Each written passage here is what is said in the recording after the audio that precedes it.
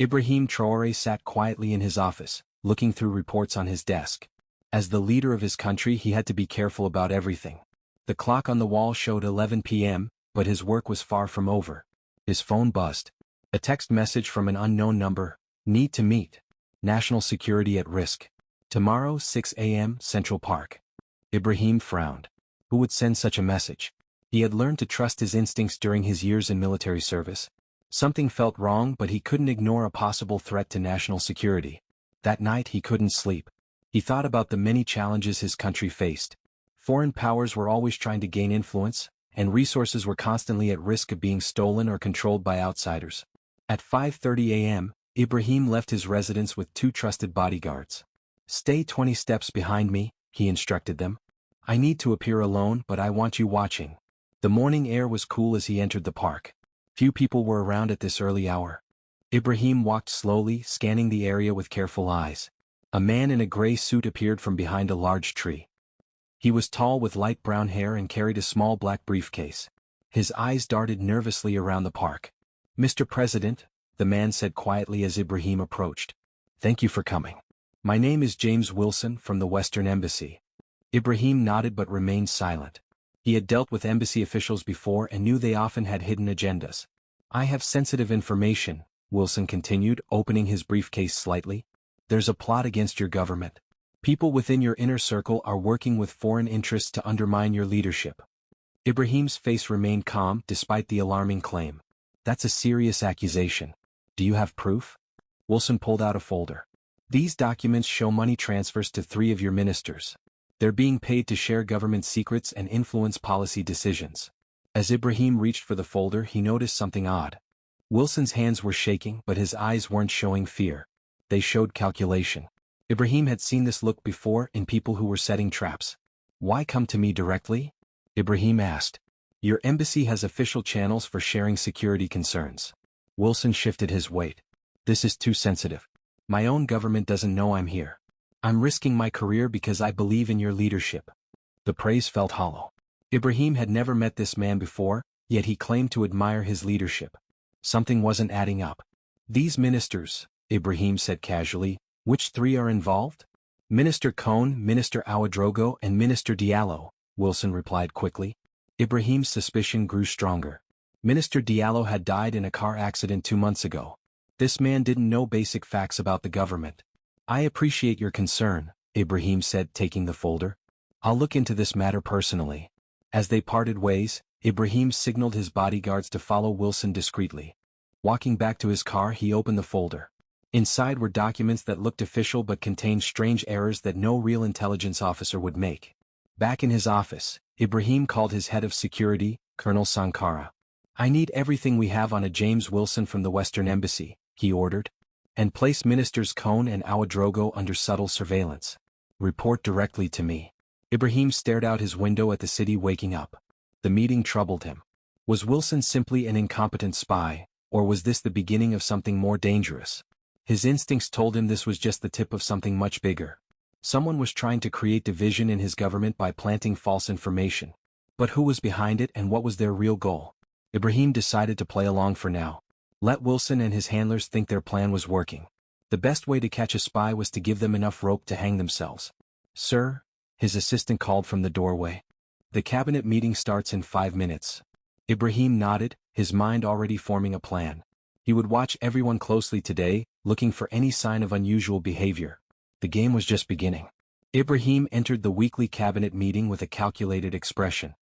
He greeted each minister normally, but his eyes studied their faces more carefully than usual.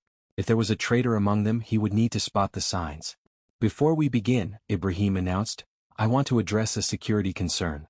Our intelligence suggests foreign elements are attempting to infiltrate our government." He watched their reactions. Most showed surprise or concern. Minister Cohn looked down at his papers, while Minister Ouedraogo maintained eye contact but gripped his pen tighter. "I'll be implementing stricter security protocols immediately," Ibrahim continued. "All communications with foreign entities must be reported to my office." After the meeting, Ibrahim met with his most trusted security officer, Captain Kafando. "I need surveillance on this James Wilson," Ibrahim explained, showing him a photo taken discreetly by his bodyguard. "And I want cameras installed in my office. Someone is trying to feed me false information, and I intend to find out who. That evening, security technicians installed hidden cameras in Ibrahim's office while he worked late in another room. The plan was simple but effective. He would pretend to believe Wilson's information and see who reacted. The next morning, Ibrahim received a call from Colonel Sankara. "Sir, we've identified the man calling himself James Wilson. His real name is Richard Hayes. He's not a diplomat, he's an operative with foreign intelligence. He entered our country 3 weeks ago on a business visa." Ibrahim processed this information. "And the ministers? We've been monitoring their calls and movements. Minister Ouedraogo made a phone call yesterday to an unregistered number. The conversation was short, but he mentioned, the president knows something." This was getting interesting. Ibrahim decided to set a trap.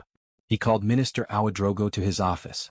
The hidden cameras were recording as the minister entered nervously. "Ahmed," Ibrahim said warmly, using the minister's first name. "I need your help with a sensitive matter." Ouedraogo nodded, his posture stiff. "Of course, Mr. President." Ibrahim pulled out the folder Wilson had given him. "I received some troubling intelligence about foreign money influencing our government. I'm sharing this with you because I trust your judgment." He watched as Ouedraogo's eyes scanned the documents. The minister's expression remained neutral, but his breathing quickened slightly. "This is concerning," Ouedraogo said finally. "What do you plan to do?" "I'm investigating quietly," Ibrahim replied. "For now only you and I know about this. I'd like to keep it that way." After Ouedraogo left, Ibrahim reviewed the camera footage with Captain Kafando. They noticed something strange. Ouedraogo had positioned his phone on the desk in a way that could capture images of the documents. "He was taking pictures," Kafando said. "Watch his thumb movement here. He's pressing the side button on his phone." Ibrahim nodded. "Follow him but don't intervene. I want to see who he contacts."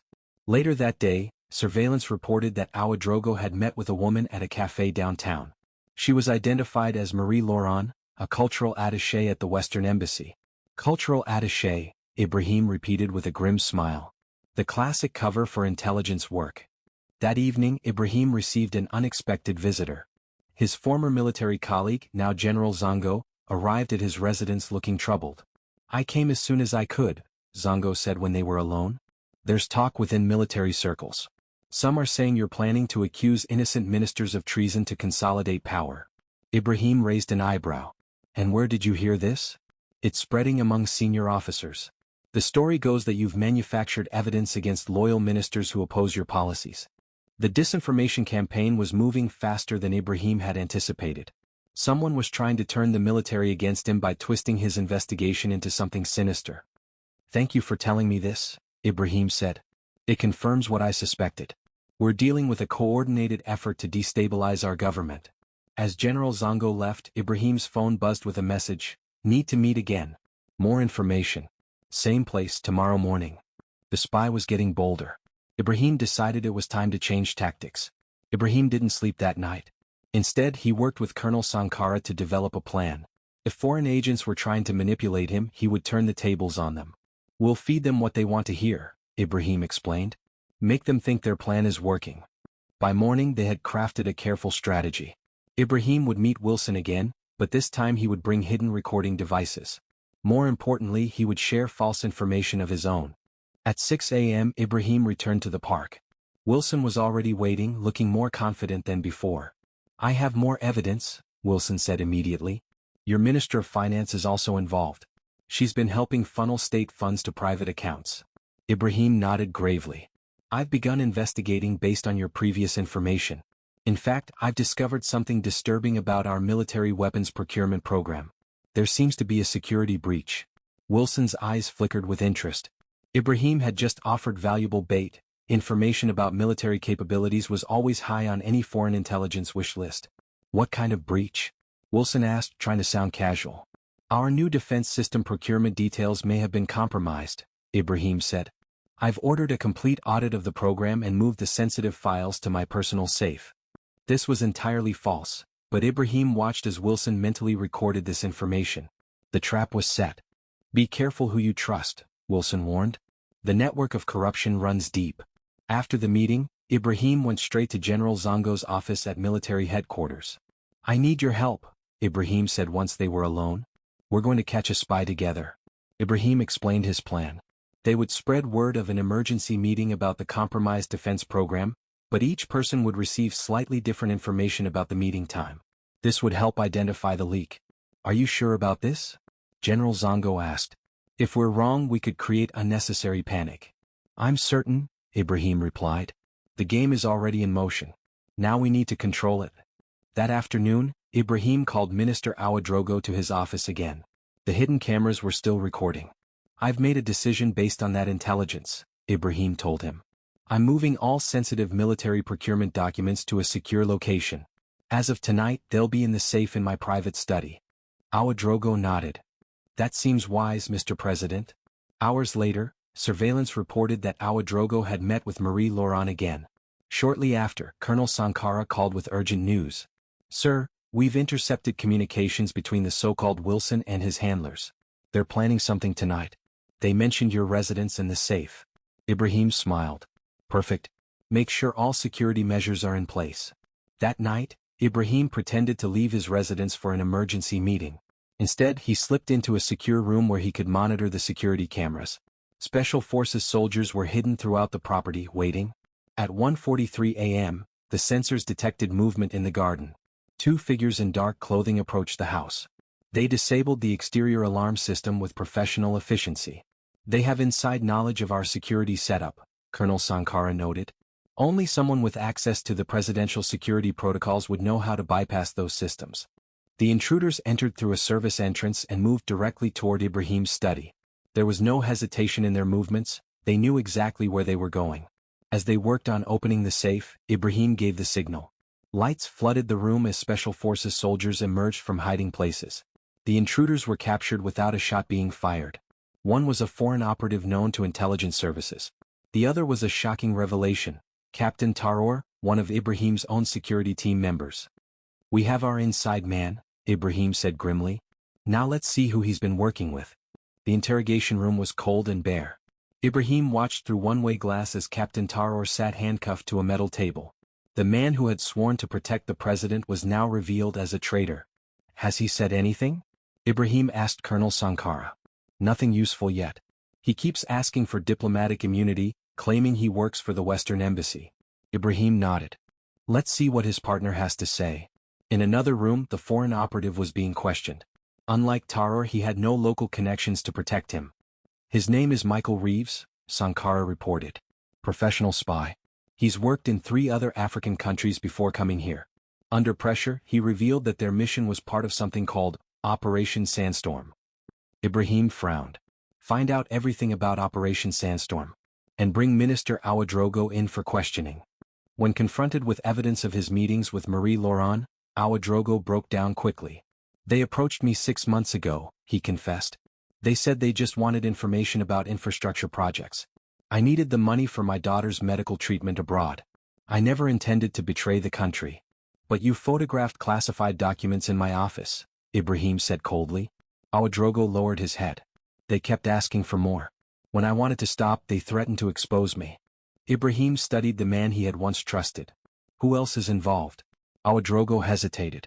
Minister Cohn introduced me to them. He's been working with them longer. The web was expanding. Ibrahim ordered the immediate arrest of Minister Cohn, but when security forces reached his house, they found it empty. Cohn had fled. He must have been tipped off, Ibrahim said when he heard the news. We have another leak. That evening, Ibrahim called an emergency meeting with his most trusted advisors. As they discussed the investigation, his phone rang. The caller ID showed an unknown number. Mr. President, a familiar voice said when Ibrahim answered. It was Wilson or Richard Hayes as they now knew him. I think it's time we had an honest conversation. I'm listening, Ibrahim replied calmly. Operation Sandstorm isn't what you think. It's much bigger than a few corrupt ministers or stolen documents. We're talking about the stability of your entire region. Ibrahim put the call on speaker so his advisors could hear. Explain. Minister Cohn is headed to the northern border right now. In 6 hours, there will be an incident that will require your military response. When you send troops, certain elements in your army will take that opportunity to move against you. Ibrahim looked at General Zongo, who immediately began writing orders to secure key military installations. Why are you telling me this? Ibrahim asked Hayes. Let's just say not everyone in my organization agrees with this operation. I'm giving you a chance to stop it before people get hurt. The call ended abruptly. Ibrahim turned to his advisors. We need to verify this information immediately. Intelligence reports soon confirmed unusual movement near the northern border. Additionally, 3 Army unit commanders had suddenly changed their scheduled patrols without proper authorization. It's a coordinated coup attempt, General Zongo concluded, using a border incident as distraction. Ibrahim's mind raced with possibilities. Was Hayes telling the truth, or was this another layer of deception? Either way, he needed to act. General, secure the capital and key military bases, Ibrahim ordered. Colonel Sankara, I want our best team to intercept Minister Cohn before he reaches the border. As his orders were being carried out, Ibrahim reviewed everything they had learned. The plot was sophisticated and had been in development for months, maybe years. Foreign intelligence agencies, corrupt officials, military elements, all working together to destabilize the government. But why now? What was the ultimate goal? The answer came unexpectedly from Captain Traoré, who finally started talking after learning of Hayes' call. It's about the new mineral deposits, Traoré revealed. The surveys confirmed massive reserves. The foreign powers want access before you finalize the national mining company. Ibrahim had received the geological survey results just 2 weeks earlier. They showed unprecedented mineral wealth that could transform the country's economy. The report had been seen by only 5 people. That's what this is all about, Ibrahim said, the pieces fitting together. They want to control our resources by controlling our government. As midnight approached, Ibrahim received word that special forces had intercepted Minister Cohn's vehicle near the border. Documents found in his possession confirmed the planned border incident, and revealed the names of military officers involved in the coup plot. Ibrahim now had enough evidence to act decisively. The question was, what should he do about Hayes? The spy had seemingly betrayed his own operation, but could this be yet another deception? Dawn broke with news that the border situation was under control. The military units involved in the coup plot had been contained, and their commanders were in custody. Ibrahim had been awake for nearly 48 hours, but his mind remained sharp. Sir, Colonel Sankara said, entering Ibrahim's office. Richard Hayes has surrendered himself at the main gate. He's asking to speak with you. Ibrahim considered this development. Hayes was either very brave or very desperate. Bring him to the secure conference room, Ibrahim decided. Full security protocols. When Hayes was brought in, he looked different from the confident operative in the park. His hands were cuffed, and his face showed genuine fear. You have 5 minutes, Ibrahim said coldly. Hayes leaned forward. Operation Sandstorm isn't just about your country. It's happening across the region. Different names, same playbook. Create internal division, identify corrupt officials, exploit them, then trigger a crisis. Why should I believe anything you say? Ibrahim asked. Because I've given you actionable intelligence that proved correct. The border incident, the military units involved, everything I told you checked out. Ibrahim remained silent, waiting for Hayes to continue. I was recruited for this operation 6 months ago, Hayes explained. My job was to make contact with you, gain your trust, feed you information that was mostly true but misleading. The goal was to isolate you from your advisors and make you paranoid. It seems you failed in that mission, Ibrahim noted. Hayes nodded. I began to question the operation when I learned the full extent of what was planned.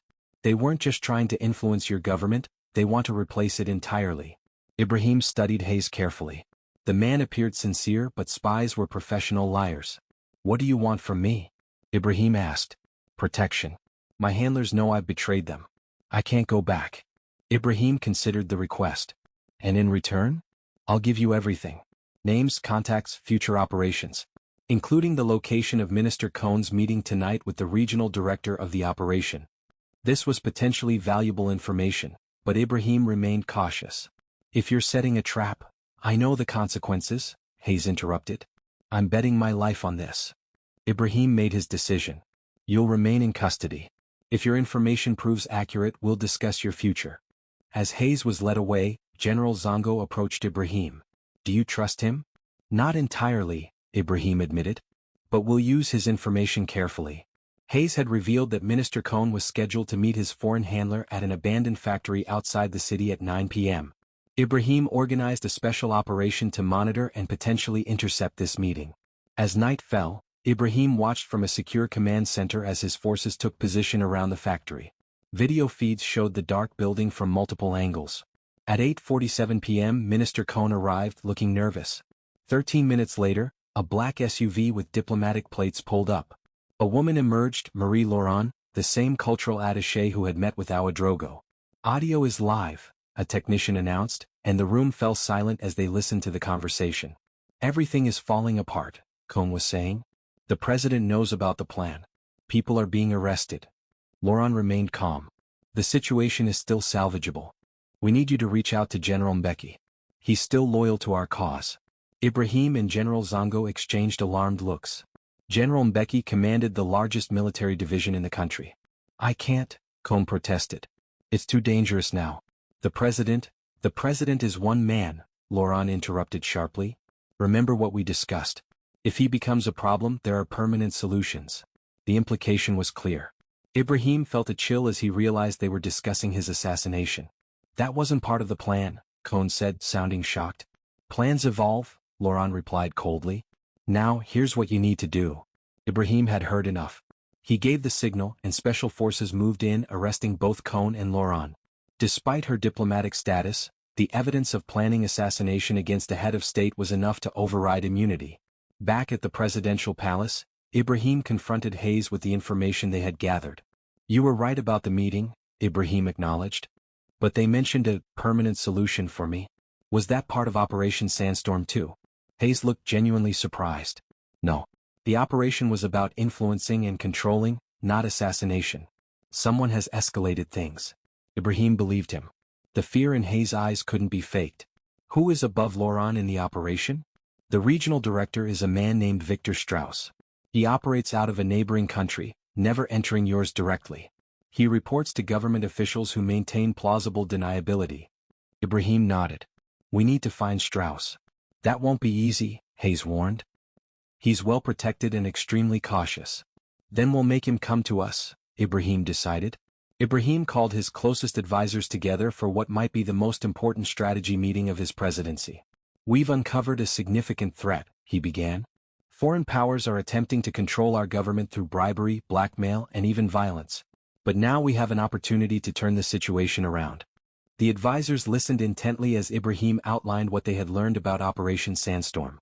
He explained how the foreign operatives had targeted ministers and military officials, how they had planted false information, and how they ultimately aimed to control the country's newly discovered mineral wealth. "What they don't know," Ibrahim continued, "is that we're aware of their full plan. Thanks to our source, we have the advantage of surprise." The source, of course, was Hayes. Ibrahim had decided to use the spy's information but remained cautious about trusting him completely. "Our strategy will have 3 parts," Ibrahim explained. "First, we'll allow certain information to leak, making them think their plan is back on track. Second, we'll identify and secure all remaining conspirators within our government and military. And third, we'll set a trap for the operations regional director." Over the next 24 hours, Ibrahim's team worked tirelessly. They arrested 3 more officials implicated in the plot. They secured key military installations with loyal troops. And they carefully planted information suggesting that Minister Cohn had escaped custody and was hiding in a remote village. According to Hayes, this will force Strauss to make direct contact, Ibrahim told Colonel Sankara. "He won't trust subordinates with such a sensitive situation." "And when he makes contact?" Sankara asked. "We'll be waiting," Ibrahim replied. The trap was set. Intelligence monitored all communications channels, waiting for Strauss to reach out to his network.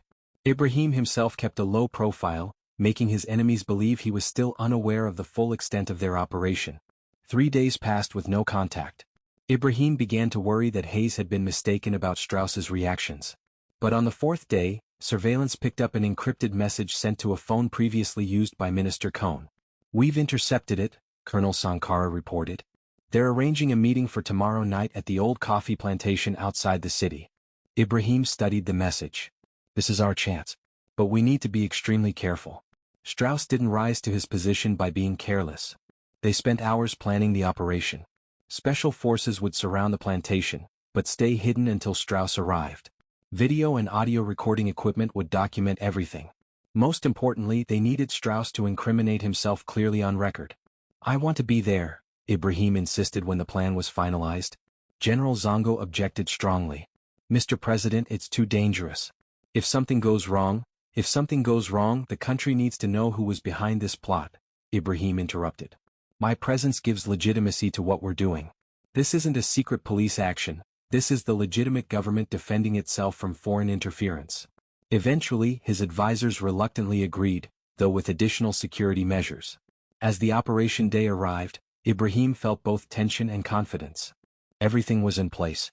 Special Forces Commander Captain Ouedraogo briefed his team one final time. "Remember, we need Strauss alive and talking," he emphasized. "This is about justice and truth, not revenge." That evening, Ibrahim took his position in a secure observation post half a kilometer from the meeting site. Through high-powered cameras he could see the plantation house clearly. At 9:15 p.m., headlights appeared on the dusty road leading to the plantation.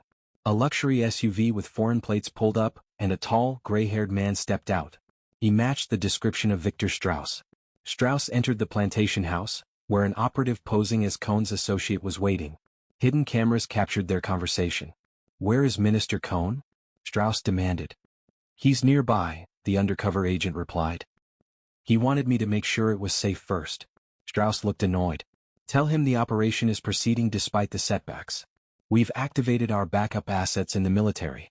The president still doesn't understand what he's facing." Ibrahim watched intently as Strauss continued, revealing more details about the plot. The man spoke with the confidence of someone who believed he was untouchable. "Our governments will never acknowledge this operation publicly," Strauss explained.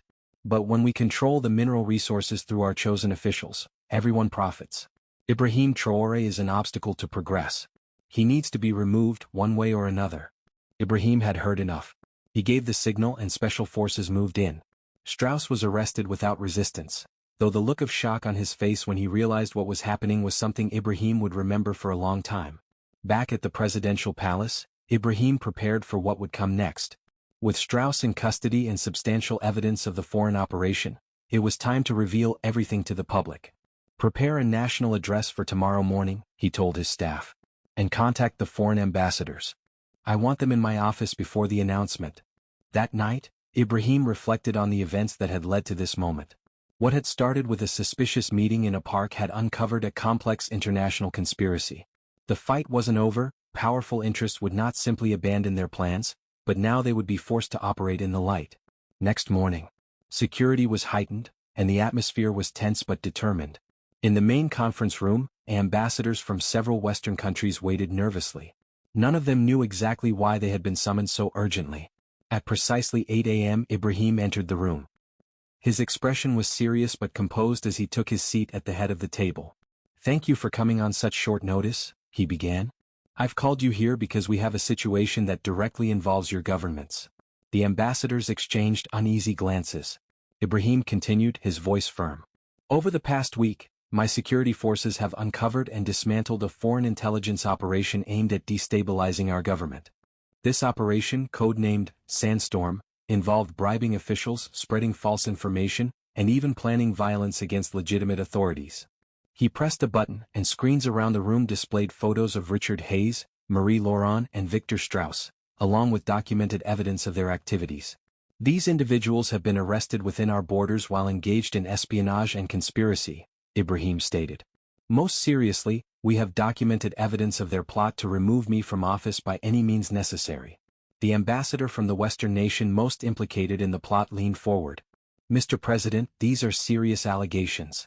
If these individuals have diplomatic status, planning assassination is not covered by diplomatic immunity," Ibrahim interrupted sharply. "Neither is attempting to overthrow a legitimate government." He played selected audio recordings from the plantation meeting, where Strauss clearly outlined the operation's goals. The room fell silent as they listened to the damning evidence. "In 1 hour," Ibrahim continued, "I will address the nation and reveal everything we have discovered. But out of respect for international relations, I wanted to speak with you first." The ambassadors looked uncomfortable. One of them spoke up. "What are you asking of us, Mr. President?" Ibrahim's expression remained resolute. "I'm not asking for anything. I'm telling you what will happen.